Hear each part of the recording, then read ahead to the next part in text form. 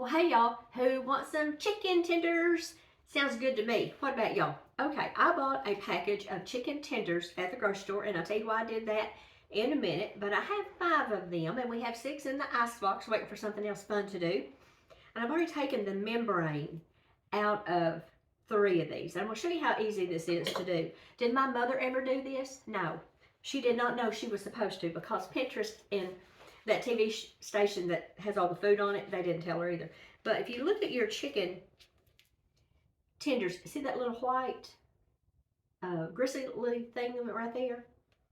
Okay, what you want to do is take a fork, and you're going to take that little membrane between the tines of your fork. And if you grab it like we do when we're taking the membrane off of some baby back ribs, you want to grab that with a paper towel. It helps you grip it. And then you just pull, and out it comes. Okay, and now we don't have that old gristly thing. So let me go ahead and get this one out here. And let me tell you why I bought chicken tenders. I went to the store with the full intentions of getting chicken wings. You know, that big game is coming on this weekend. Y'all know that? Remember that? So I was standing there at the counter, and I know y'all have done this many times too. And you think you know what you're going to get, and then you look at the price. I could get this package of 11, I could do this faster if I wasn't trying to multitask with y'all, of 11 chicken tenders for a lot less than I could get chicken wings. And I went in there with my tooth set for chicken wings. And that's okay. Sometimes you just got to reset, back up and punt, as we say. Okay, now, they put this over here.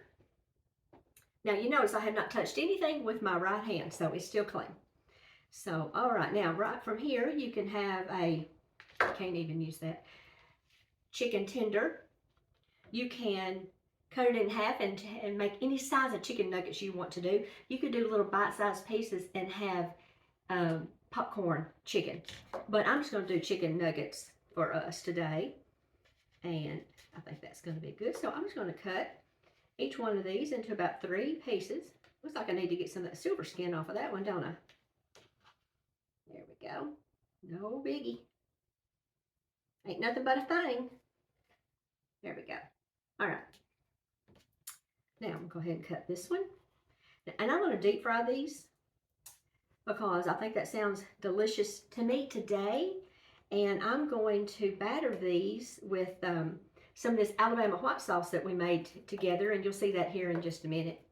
Okay, now here's our last piece. Easy peasy. Okay, now I'm cutting this on, I showed y'all these things at Christmas.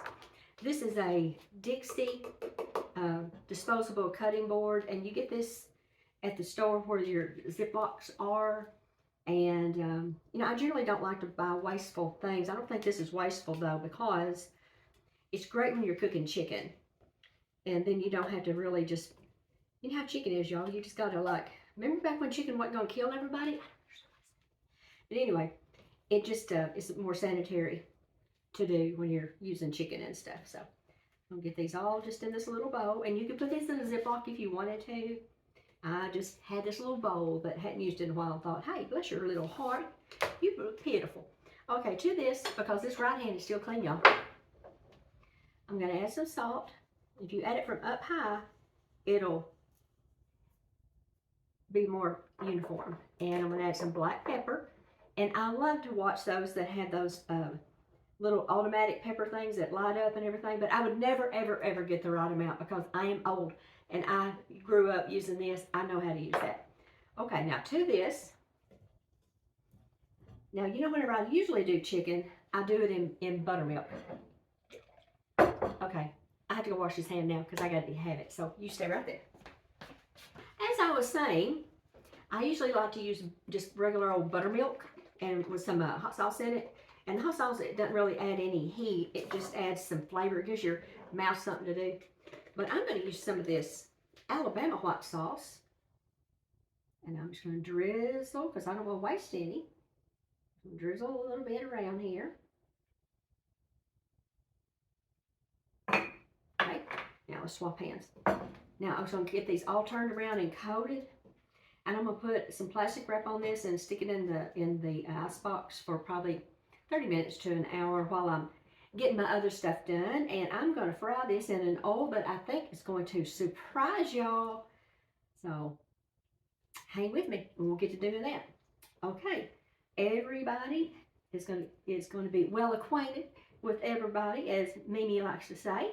So there we go. Okay, see y'all back in about an hour. Okay, y'all, my grease is getting hot. My grease is getting very hot. So we're going to put together our flour for this. This is brown rice flour, and I use Bob's Red Mill for this. I like the consistency. It's kind of coarse, not really coarse, but it's got a little texture to it. So that's what I'm going to use right there. And I'm going to add some black pepper. And you do all this to taste, y'all. I'm going to add just a good amount of black pepper. And a good pinch of salt. And we're going to use a good, let's see, about yay much garlic powder. And we're going to use about yay much onion powder. There we go. And we got a little oregano, because why not? We love us some oregano, especially with chicken. And I think I'm going to sneeze. Oh my word.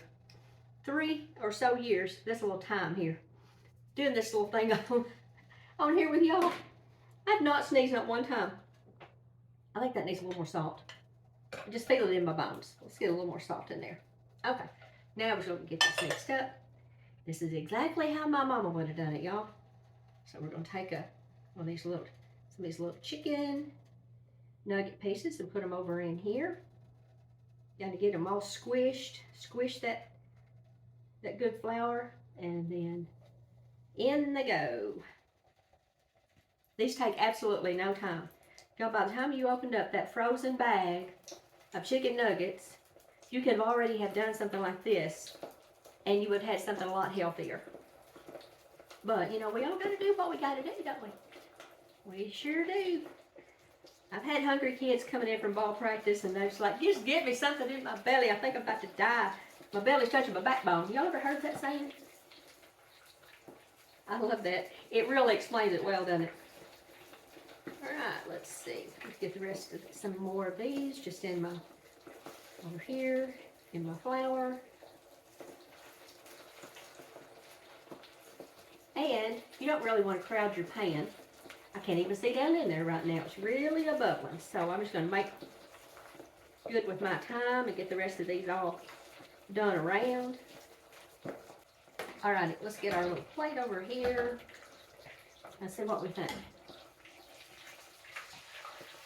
Oh boy, they are looking good. Alright, you're talking about, oh yeah.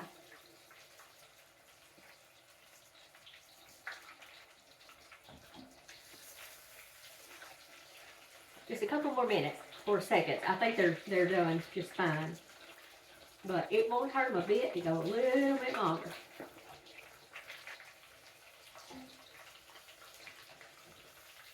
Okay. There we go. Let's put these on my paper towel lined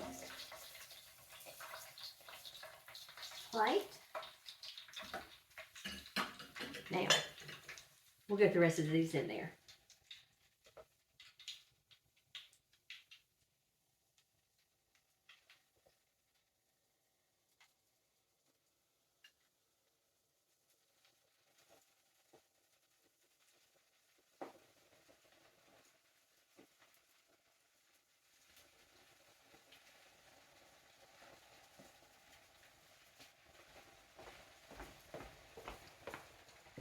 Okay, y'all, these are done. They took about 7 to 8 minutes. Each batch did. But yours will depend on the temperature that they were when they went into the grease, how hot your grease is. So you just have to cook some the first batch, and then bite into it or look at it and see what you think. See if it's done. There you go. All right, let's cut this fire off, and I think y'all figured that I had forgot that I was going to tell y'all what I was frying that in. That was lard that I rendered for myself. So, and it was very, very good. So let me cut that fire off. Okay, and you notice my fancy pan, my good friend Sugar Rebel 2 would call that her fancy pan, and the bottom of an old electric, not electric, but yeah, pressure cooker thing, perfect for that. So let's just try one of my husband's honey mustard. Let's see if we think he's gonna like that. Oh boy. He's gonna love that. That is good. Okay, let's dip this other piece in this Alabama white sauce. First time I ever saw this sauce, my good gal pal Kathy's Southern Kitchen had made some, because she's in Alabama, and my son eats everywhere, and he likes Alabama white sauce, and he was at the house, and he said, it tastes exactly like it's supposed to. Thank you, son.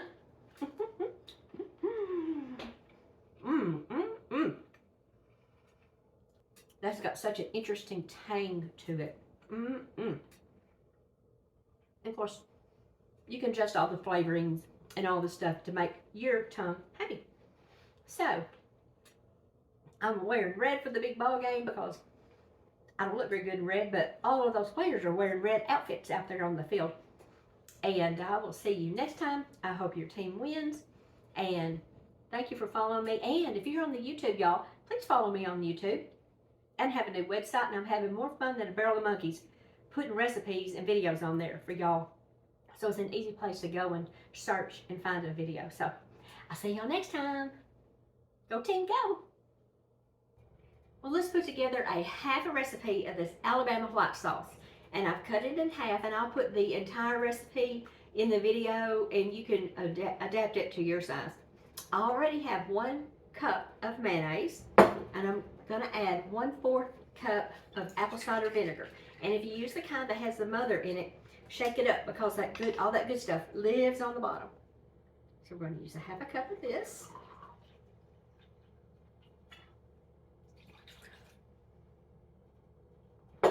Alrighty, and we are going to use 1 teaspoon of black pepper.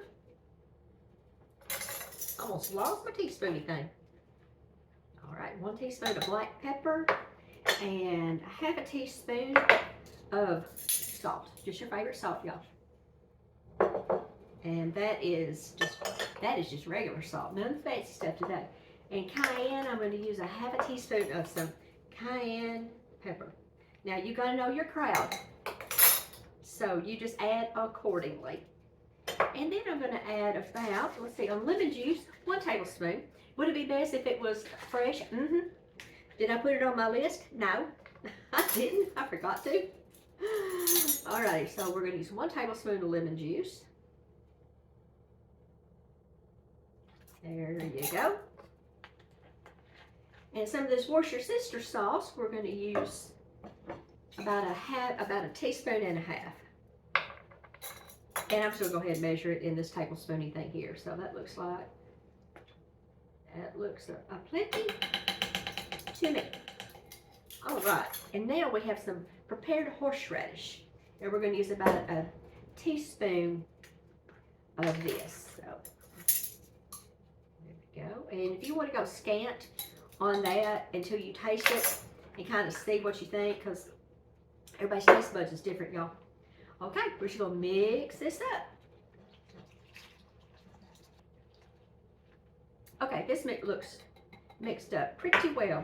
It's very loose. Of course, you put it in a container and put it in the refrigerator, and it'll tighten up for you. But you'll see in the video I just showed you what I have done with some of this. So I want it to be kind of loosey-goosey. So use my popsicle stick. Let's get a flavor.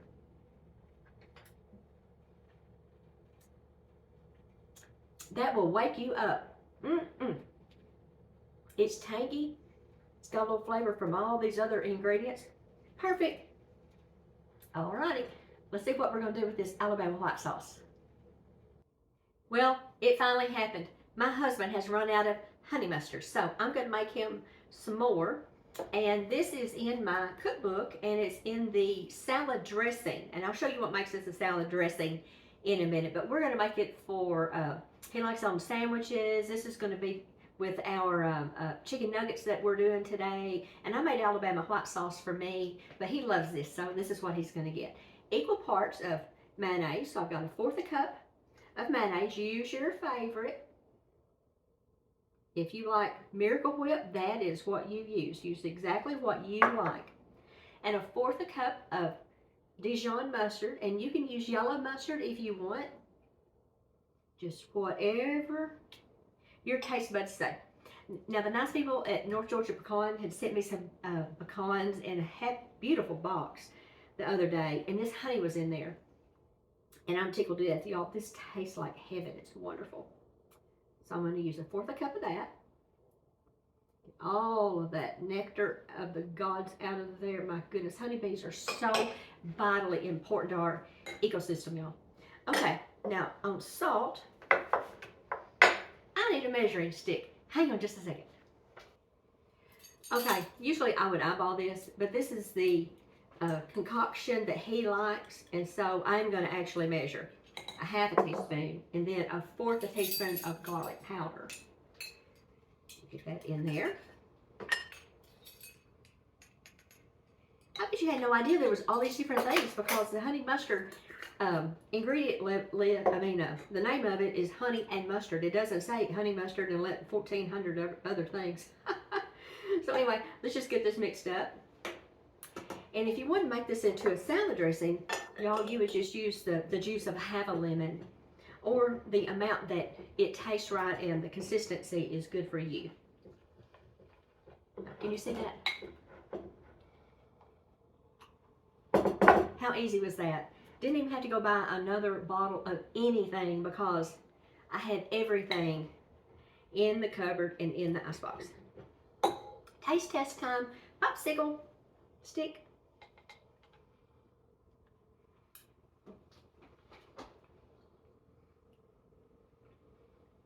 I think that needs more honey. That's why we taste as we go. Let's put about another couple teaspoons in it. Give that a mix, and then we'll see what we think again. Okay, now let's use the other end of our popsicle stick here. It's just one less thing to wash, y'all.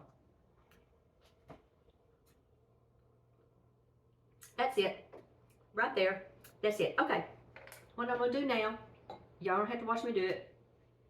I put this in a yellow mustard bottle, and I'll take my label maker and write honey mustard. And I just have a cocktail sword here, and I just put it in the top. It keeps it from drying out and getting blue on top. So there we go. Honey mustard. See y'all next time.